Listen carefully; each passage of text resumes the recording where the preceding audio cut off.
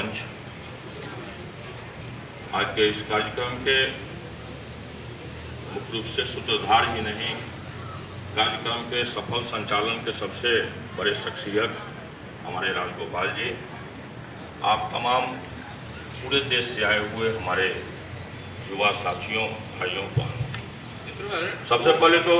बंधु मेरा निवेदन है कि अभी का जो सत्र है ना, उसमें ये सब संबोधन छोड़ दीजिए आप लोग। अभी बस कितना बताइए कि आपके ग्रुप में जो चर्चा हुई 1, 2, 3, 4 पॉइंट क्या तय हुआ, बस इतना बताइए। सबसे पहले तो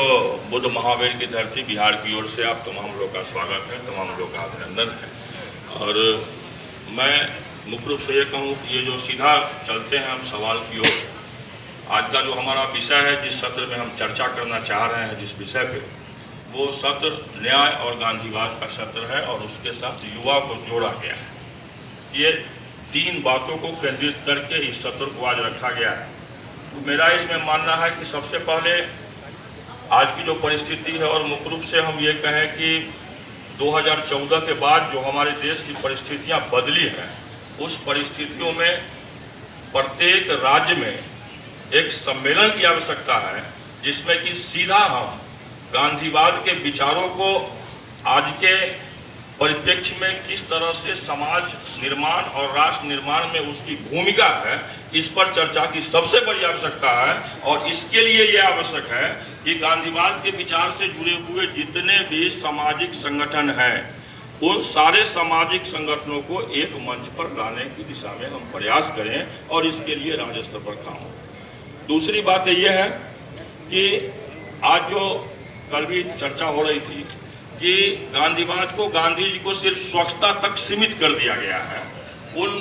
दायरे को हमको बढ़ाना है और राष्ट्र निर्माण में, स्वतंत्रता संग्राम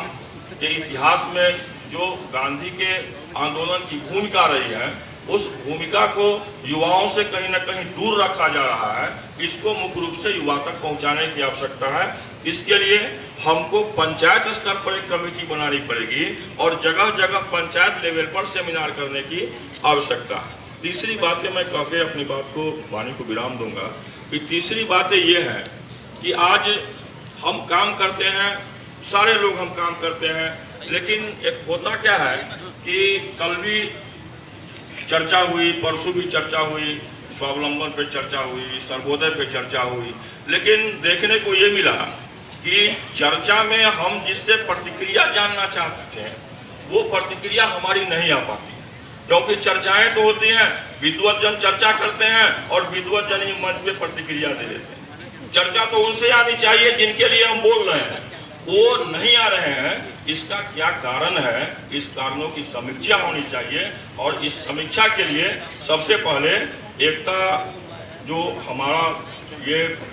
राष्ट्रीय युवा योजना है, एकता परिषद है, या और भी जो हमारे संगठन हैं, उन संगठनों की राष्ट्रीय स्तर पर एक समन्वय समिति बननी चाहिए और उस समिति के माध्यम से आज वो वक्त आ गया है कि बिहार के राष्ट्रकवि दिनकर थे, उनकी पंक्ति से अपनी वाणी को हम समाप्त करेंगे कि जो